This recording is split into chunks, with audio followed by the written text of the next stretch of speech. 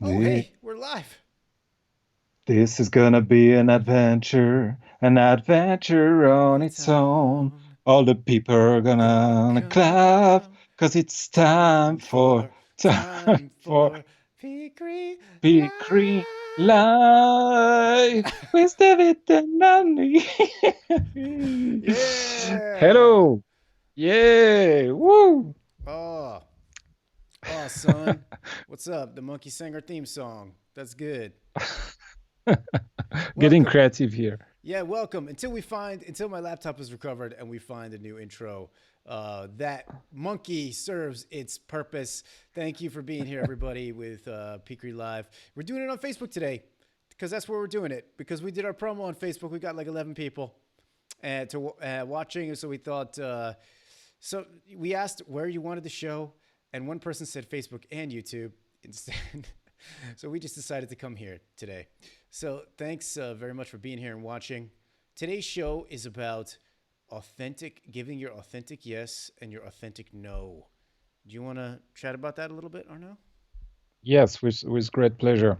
So, as I was saying in the promo, in this show, we are sharing our experience. We are taking questions from you. We are inviting guests to bring some insights, and I love it because I'm always having a good time during PeaCree Live, and also because it brings value to you guys, but also because I learn a lot of things for myself that I can apply.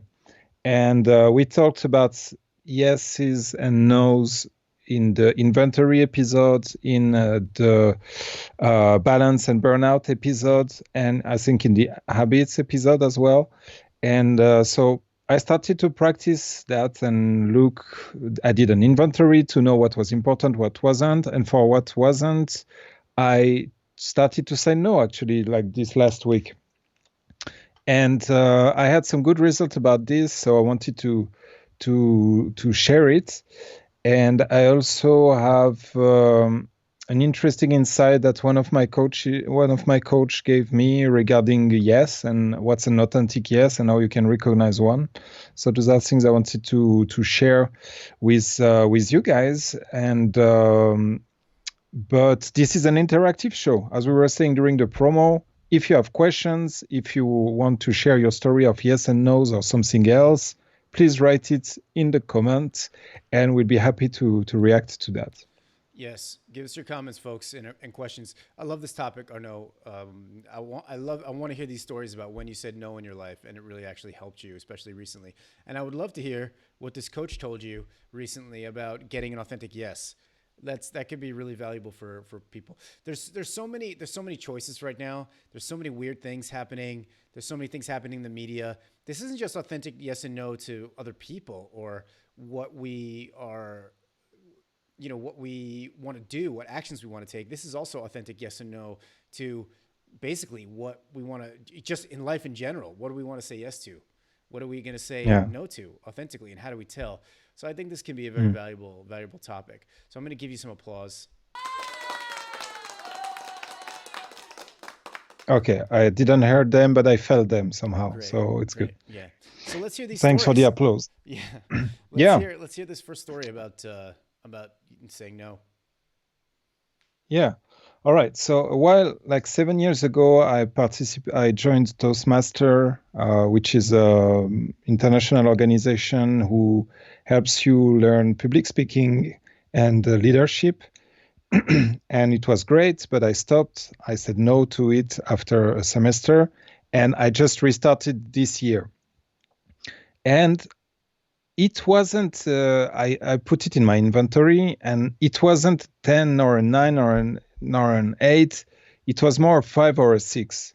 Partly because I wasn't investing enough energy into it, so I wasn't getting enough out of it. You know. Yeah.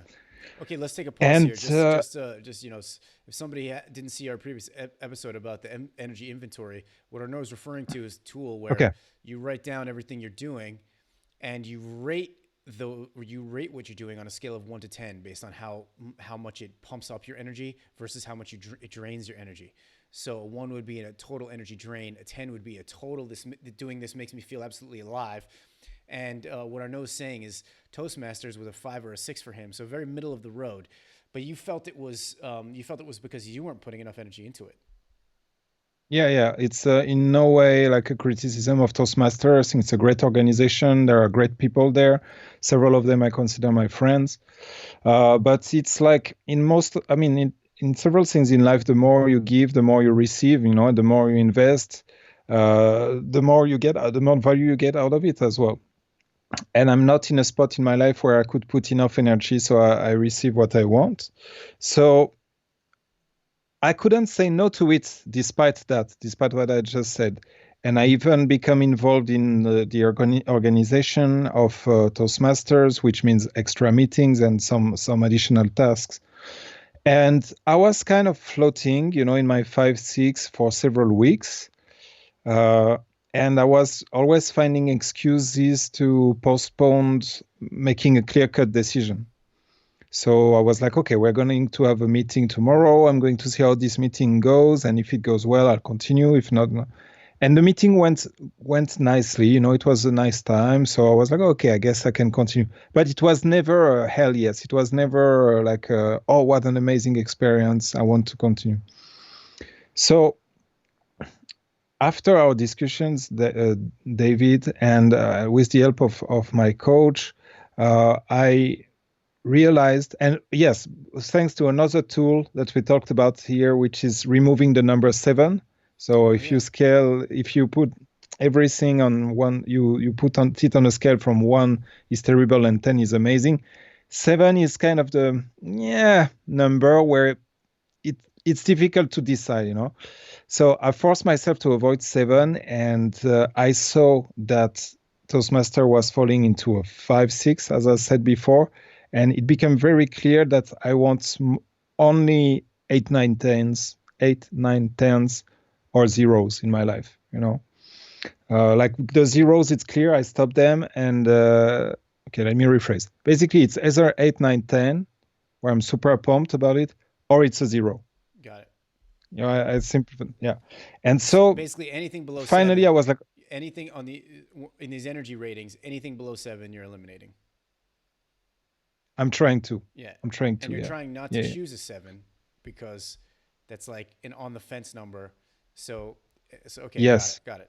Okay. So 6 and below. Because if it stays, if it's a 7, I'm like, well, maybe if I tweak this and that, it can be an 8 and a 9. But if it's a 6 or a 5, I'm like, no, it's not worth it at this moment. Did you ever play that game in high school where you rated women 1 to 10? No, me neither. I mean, who does that? Nobody does that. I mean, I know a guy who did it, but I mean, I had a friend who did it. That's why I asked you. I had a friend who did it, and I just thought you kind of reminded me of him, so I thought maybe you did it. Not because I did it a lot, all the time with my friends. Of course, not because of that. Okay. Anyway, sorry. You got so Toastmasters were 5-6 for some weeks.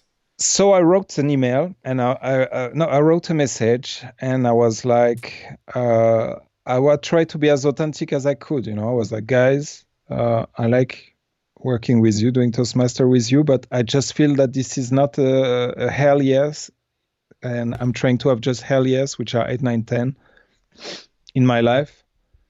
So I need to stop. I will still. I committed to something, so I will follow up with this commitment, not to let you guys down, but I want to do this and that and that. I was very clear on what I was cutting. And they were so kind, like, because I think that oftentimes before we say something negative to someone or before we stop something, we build stories in our head of how they are going to react. Oh, yeah. Like, oh, no, you're letting us down. Oh, this is not serious. This is not responsible. Or you're an asshole, blah, blah, blah. And none of this happened. They were like, well, thanks for explaining. Thanks for giving the reason. We hope that you'll be back when Toastmaster becomes 8, 9, 10 for you. And we're looking forward to have you back. And I was like, oh, okay. Oh, thanks. And then strong from this experience, I actually went ahead and wrote to another. I actually went to another no, but maybe I can talk about it later because I'm sure you have some things you want to to react or Well, ask. I think is a really great point to say that, you know, our fears of how someone is going to react is just based on our imagination of how they're going to react, and that our imagination of how they're going to react is based on our fears and also experience from the past. Sometimes people in our life have like people we're really close to have a pretty predictable reaction, but that's most of the time not the case at all, right? It's like and most of the, and if we don't keep ourselves open to being surprised by people's reactions, then we won't be, right? So I think there's something really you know, really useful before we communicate with someone. What are the automatic expectations I'm building in my mind? Like, what's the image in my mind already that has for how this person's going to react? And you know, I mean, it could be like 99% of the time that's incorrect. I don't know. I've never tracked it, but most of the time it's incorrect. Yeah. So first step, this one was you know, it was disproven for you. That expectation you had in your mind was disproven for you in this interaction. Yeah, Yeah. yeah, yeah, Awesome. It's completely. great. And also it's great that you just reached out to them and you faced it. You didn't just like avoid it. You didn't just stop going to meetings. You know, you didn't just, you know, yeah, do some avoidance tactic. You actually emailed them directly and said, "Hey, here's what I'm feeling." It sounds like you even told them about the energy inventory process. Yeah, yeah. I mean, I didn't use those terms, but I talked about it. I shared it about in terms of hell yes and no's. Got it. I used this vocabulary there. Yeah, yeah, yeah. I've heard that Yeah. too. If it's not a hell yes, then it's a no. You know, Mm. I've heard about that. Is that the thing that your coach was talking to you about? No, no, no, no. This is from an author called Rich Litvin, who Mm-hmm. wrote a book called The Prosperous Coach, Mm-hmm. and he he keeps repeating that. So I was like, okay, let me give it a try, and it's a useful tool in order to simplify You know, life and decisions. one of the spiritual teachers I follow, his name is Bashar. If anybody's interested, he um, he says that. I mean, you've probably heard me talk about this or no, but he talks about how following your highest excitement, whatever you can understand that to be, to the best of your ability, is actually the way to unlock your magic in the world. You know, by your magic, I mean unlock your greatest creativity, unlock your greatest contribution. You to step into the type of life where it seems like the universe is supporting you and conspiring to work with you. This is, you know, his formula for that. His whole formula for that is follow your highest excitement to the best of your ability, however you can, from where you are, without expectation or insistence on an outcome. Ah, So that's the mm, key where a mm. lot of people get messed up. You know, they follow their excitement, they follow their hell yes, and it doesn't work out like they thought. So they think that something is wrong, but that's not Yeah, actually the case. You know, if we following your hell yes, whatever your hell yes is, when you follow that, whatever happens, that's the next thing. That's actually somehow most advantageous for you to go through and absorb and learn from and build your next excitement from. So follow your highest excitement without any attachment to or insistence on any particular outcome, and and then also doing the work to keep yourself in an open, receptive, accepting state.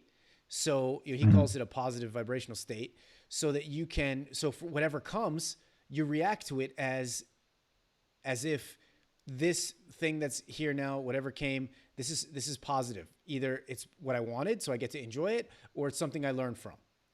So you know, yes. this is you know, his formula for navigating the times like these. You know, finding the authentic Mm, yes and the authentic no.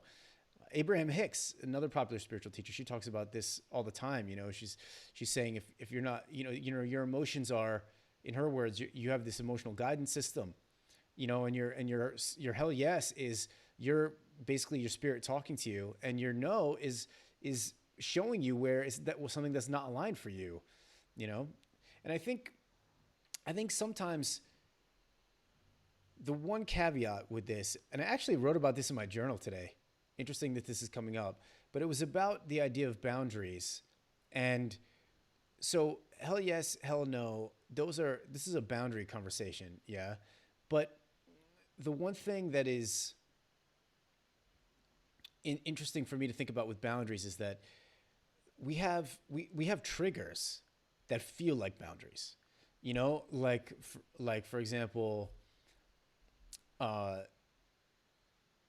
I this is just a really simple one. It has to do with the kitchen again. Another kitchen trigger. So so this is so sometimes when I'm cooking, I'm really involved in what I'm doing. Usually I'm making up the recipe as I go. So I'm thinking about what can I put in it. I'm tasting it. I'm being very like precise about what I'm doing because, I'm just imagining the flavors in my head, all these things. And and I'm trying to do multiple things at once already. So I can't have like a meaningful conversation with anybody when I'm in that like super cooking mode from scratch. So, Kaka sometimes would come and she would be like, she would, try to talk to me or engage with me, or she tried to like sometimes she like touching me, touching me during that time, is my initial reaction is like, what do you need? What do you want from me? I'm like super busy right now, like that's so I have this trigger that seems like a boundary. And is that a real boundary? Do I like need not to be touched while I'm cooking? Like no, that's not actually an authentic no, but it feels like a no in the moment. Yeah. So I guess But what how do you know it's not an authentic boundary? Because that's you have all the right in the world to, if it's communicated properly, to have this time for yourself. It sounds a lot like a creative experience for you when you do this, you know? yeah. And so how do you recognize, this is a real question, it's not a rhetorical one. How do you recognize an authentic boundary from a trigger? It's a good question. It's a good question. I mean, I think in this case, you know, honestly, I don't say I don't know. I don't know. But one of the things that's coming up is, you know, if the nervous system tenses up like there's danger, then it's probably a survival trigger, you know? Mm. I think because I think there's like an authentic no where it's like it's a calm no. I think like an Oh, authentic yeah. kind of like a centered authentic no is like a hey, not I'm not up for this right now. I'm not available for this right now. But with no like force or you know anger No or violence. no Yeah. violence Mm. involved. There's just a very clear signal that it's like, hey, can this wait? I need this to wait, right? I Mm. need to be, and it's almost like that soul level no almost doesn't say no. It says things in the form of a yes. Do you know what I mean? But like for example, if in that situation, if she would to try to like get my attention, touch me, interact with me, or have a deep story with me or something, my soul no would be like, if it was a soul no, it would be like, hey, I'm really enjoying being totally into this right now, and I'm not really available for any other type of interaction. So I'm just gonna totally focused on this, and I'd love to hear your story later. You know what I mean? Like that's like a calm, kind of authentic. I'm following what feels good. No, but Yeah, then and that's expressing your needs as well. Yeah. yeah, but then there's the trigger version, which is like, which can't communicate like that. The trigger version is just Mm. what's happening? Like bad danger. This feels like Yeah, you know what I yeah, yeah. mean. Like, and Mm. it kind of the triggered version lashes out. The triggered version has an anger to it. So, but I think it's a very good question because I've just started exploring this idea. What's in our personal boundaries? Which of the boundaries created by our triggers that maybe we can, if we relax them, we actually could help pass through the trigger. We actually could find more Mm. freedom if we relax that boundary. Mm. But which of the boundaries, the personal boundaries that are our actual authentic heart boundaries, you know? And do those exist? So yeah, it's an open question. And if anybody watching has any suggestions or ideas about how to tell between kind of a boundary coming from a trigger, which is okay to honor. It's okay to honor it, but you can also explore leaning into a trigger boundary to help heal the trigger, to help heal the wound. You know what I Mm. mean? But like, what about, um, like just as a simple example, I mean, I knew a friend, a guy who was abused by his father and actually hit, many times with like a belt, and Mm. and he so that kind of physical stuff was very triggering, but he decided to lean into it And one of the ways he leaned into it was using like sexual games that involved whipping, you know? So I forget the acronym right now for that, but BDSM? yeah, yeah, but like conscious BDSM basically. He got into conscious BDSM, and he said that allowing himself to go through the trigger in a safe way, in a playful way of being hit, actually helped him heal the wound of being abused. So, Wow. so this is a this is an interesting place to explore for me, for sure. Like, not the conscious BDSM, but You said it. but but uh but Good uh for you, man. but Follow your the king. yeah but the the idea of what's a triggered boundary that I Mm. can lean into and see if there's healing in there, versus what's an authentic heart boundary that it's like, no, no, I hear what you're saying, and I'm going over here, I'm going this direction, Yeah. you know. I think what can be valuable here is to um, observe the same external activity. Like if we keep your example, so you cooking and see how does it feel differently on two different occasions. Because maybe one of these equation will be like this trigger, this nervous system tensing trigger, and maybe the next one will be a soul no. And maybe by comparing those two, you can say, oh, okay, so that's how a soul no feels. I'm still enjoying cooking, but I'm also available enough to express my needs without being, tense or whatever. And you can compare that to some other instances of the same activity where you didn't have this choice actually. Yeah. You were already in survival mode. Because I'm sure you can find a memory of you doing this activity and reacting with love and openness and not just out of trigger. Well, it's starting to happen more because I've been processing the trigger in that situation, you know? But there are other things that there are other things I could share examples of. Like, I've said no to potential clients before. I've left money on the table. I've said no to paid projects before, and that was that was very freeing. And Yeah. I think, because those projects really didn't resonate with me. They just were like, thinking about doing them, even though I was going to get money for them, it was like, it felt like an energy drain, instead of an energy pump. So I said no to those energy drains. And I think the thing that I'm thinking about right now is, I'm wondering if the soul actually says no, because the soul is a very, like, an accepting, open, loving everything energy, but it doesn't want to experience everything. It wants to experience, I mean, in this particular life, it wants to experience the particular things that are relevant for this life, for its own growth, expansion, and joy and love in this life. The so what I think, one way that we know it's one way I think I might know where it's an authentic soul redirection as opposed to a triggered no, is that there's another yes involved. You know what I mean? So when I was working to that with that client, uh, and one of the projects that I was doing was redoing this business's marketing. I mean, they needed a new website, they needed all kinds of new copy, and they wanted to, pay me for ongoing work in this. It was going to be, a potentially a big project. And I realized where I was that was just a few years into working for myself, just a couple of years into working for myself. And I was still doing some marketing related projects because that was my background before I started to work for myself. And I, I remember feeling the energy drain for these projects. And I realized, like, it's not my best energy anymore. It's not my authentic yes to work on other people's marketing anymore. So I can't take this project. At the same time, I felt my authentic yes is doing this uh, coaching and corporate consulting thing that's been growing, and I wanted to completely commit to that, you know? Mm. And so I think it was similar.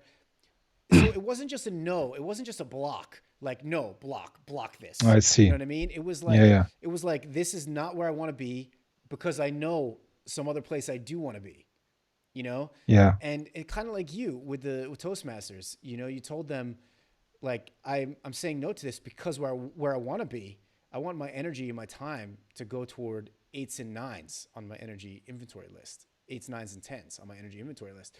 So I think that that might be one difference between a soul no and a trigger emotional wound no is that the yeah, emotional wound no is just a block, but the soul no is like no because I want to go over yeah, here.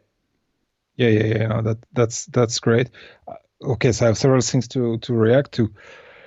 Um, I think once you told me that you left one of your clients, and you were very open about why you were leaving them and leaving the money on the table, as you were saying.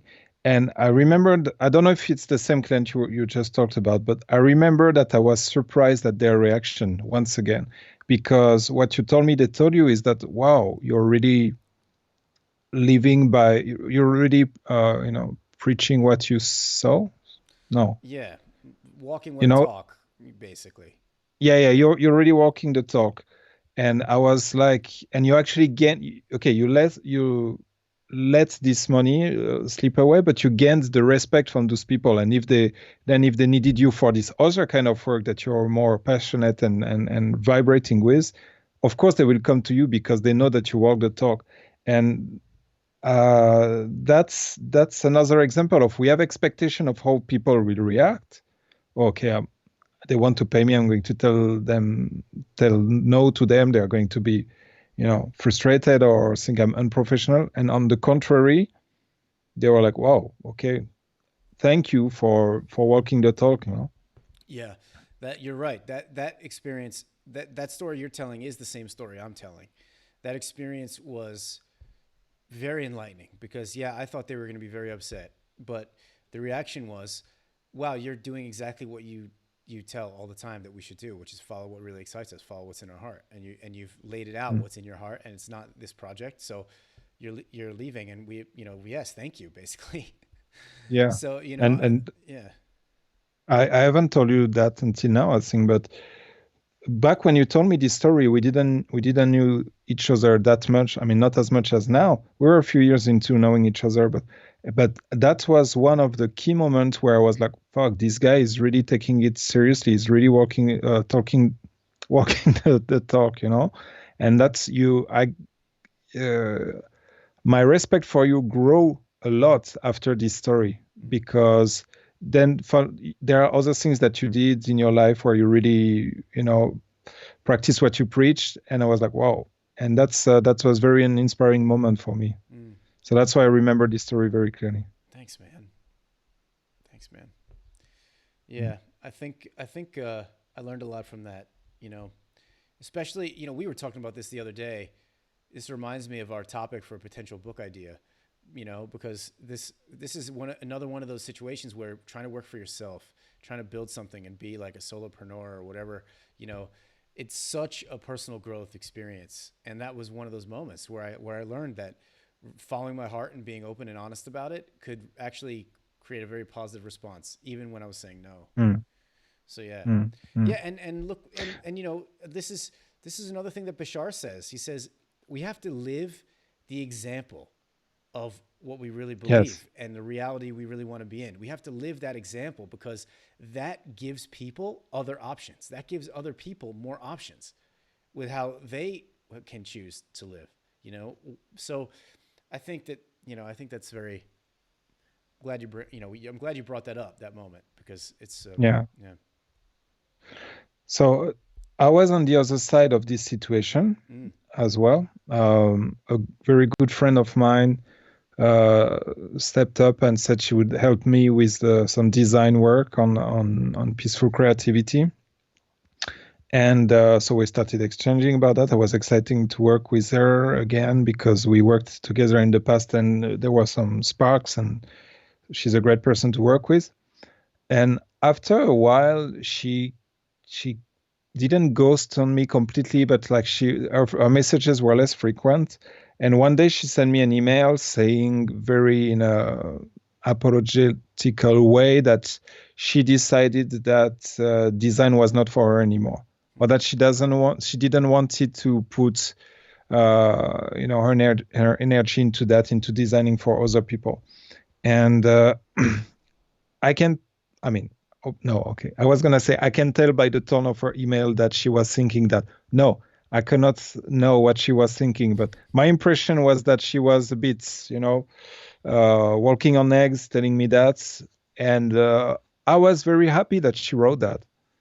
I was being on the other side. I was like, well, I much rather have someone telling me, you know what, this is not for me, I'm not doing it now, than having someone who's pushing herself to do the thing that she doesn't want to do, because it will impact the work, it will impact our relationship, it will impact our communication. So her saying no to this and leaving the money on the table was a great experience from the other side as well.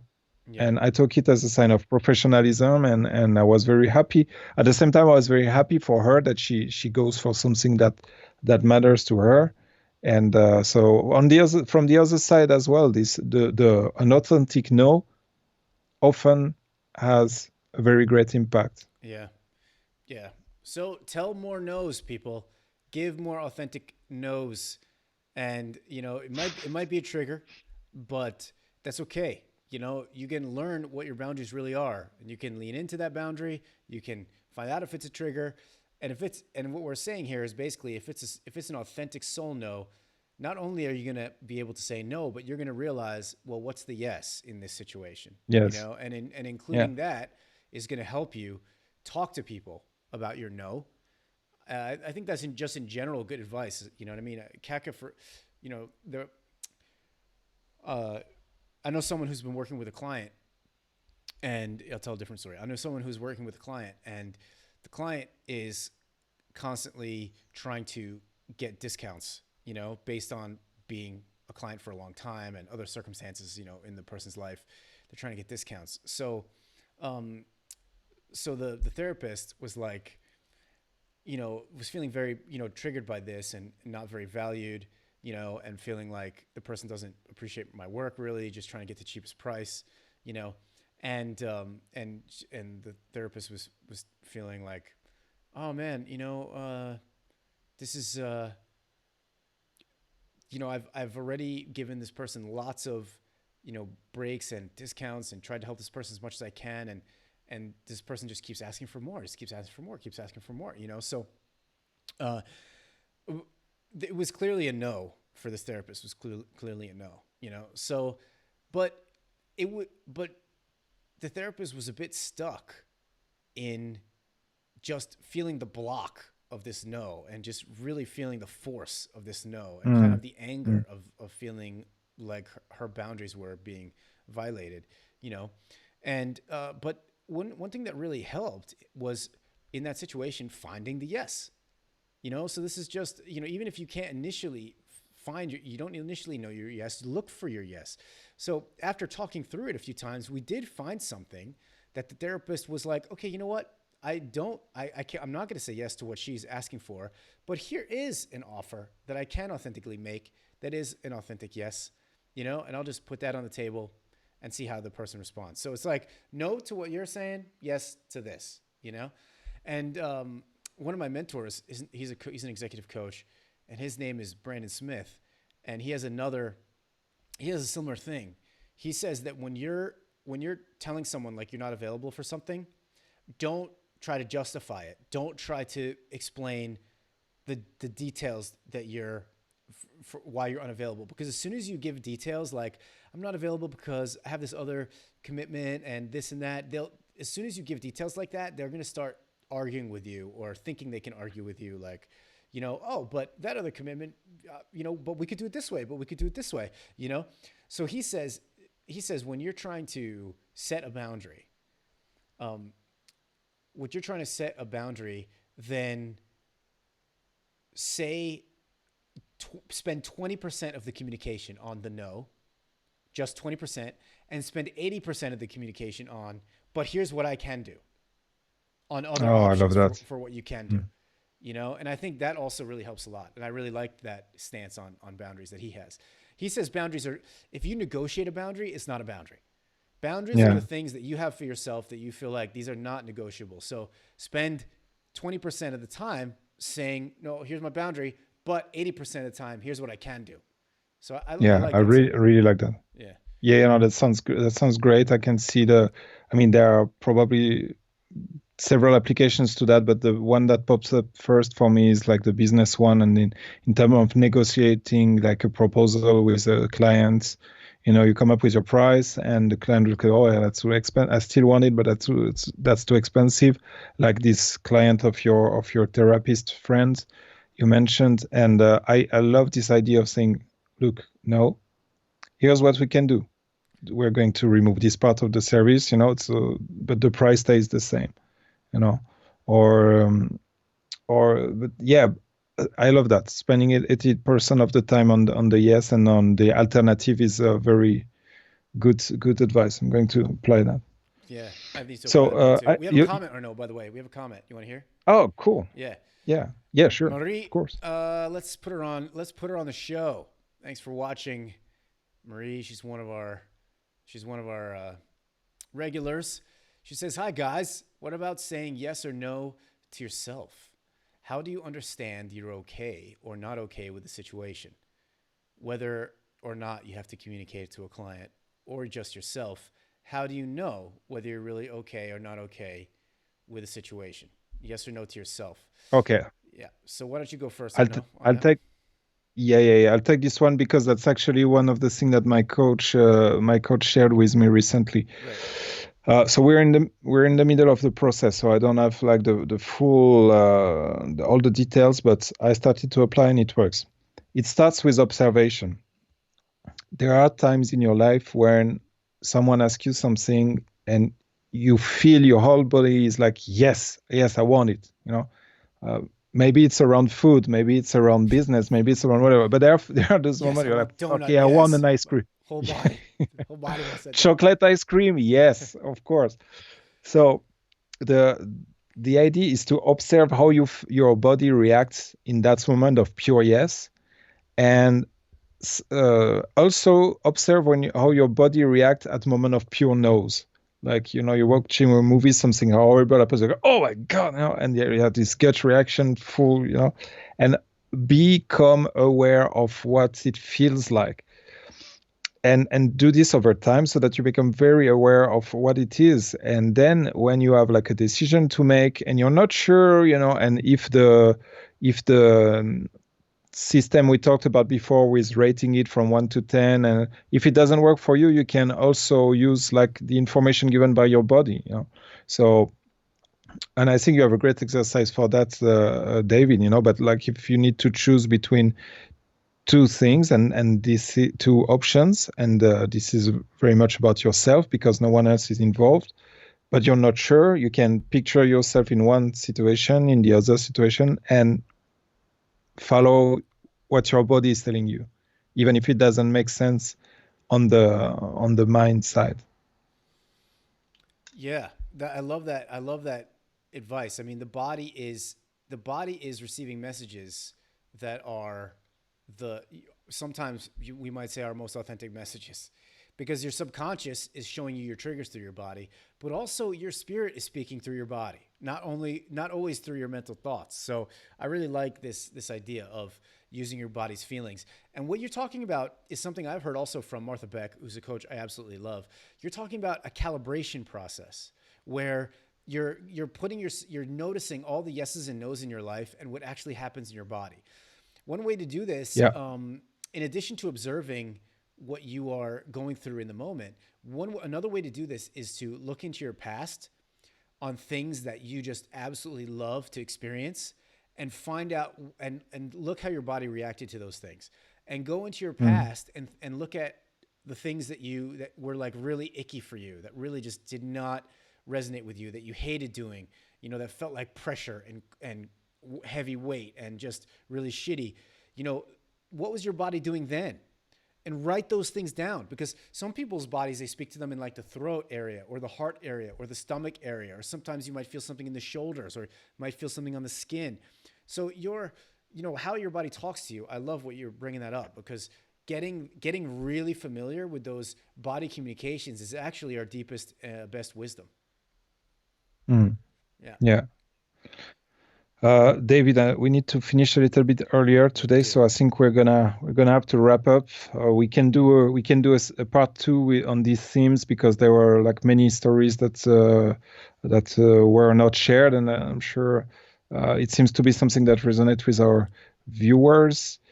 Um, so maybe if you have something else you want to share on the subject before we wrap up. Well, I think we can summarize now. But want to say thanks very much to Marie for posing that question because it's a really good Thank you, question Mary. and it brought up this idea of using the body feelings. It's much better. You know, one of the ways you can do these body feelings, you can get really good at understanding the messages of your body, is let your body take the body positions of how you feel about things. So you can also visually see it and you can experience it like this. Like, you know, what's my body feeling about the PeaCreaLive live show? You know, and it might be like a yes feeling, you know, then I know it's a pump. You know, what's my body feeling about like doing that accounting paperwork I need to do? You know, it's like I'm doing a motion I where I'm love accounting. actually putting Excel. Yeah. yeah, so that would so Arnaud loves it. You know, I'm pushing myself away. My hands are pushing myself away. So, you know, these are you can literally act it out with your body, and you can find a lot of information about if something is a real, authentic yes to you, and something is a no. Your body mind system is so intelligent. So let's just summarize for Marie. Oh, and also Scott, we got a message from Scott Cruz. He says, "This is fabulous. Sorry I found it so late." I'm just going to thank you, Scott. Really appreciate it. I'll put you on the Well, show. Scott, you're in luck because we're there next week as well. We're not sure which day yet. It's going to be most weekdays.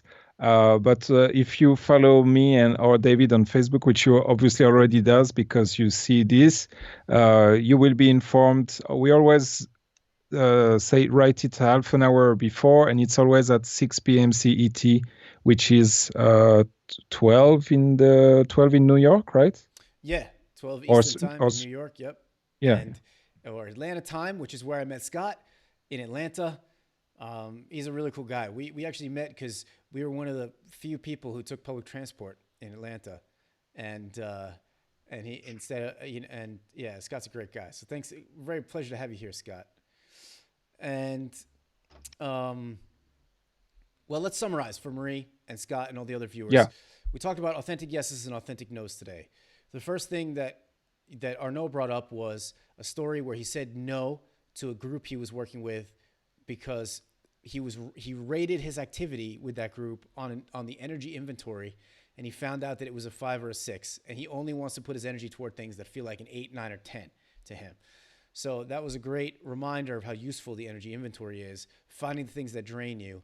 And you actually said no to a group of people that you were involved with because of that. And the cool thing about that story is um, when you gave this authentic no, those people responded super positively to you. So that was the first thing Yes, we learned today. exactly. Yeah.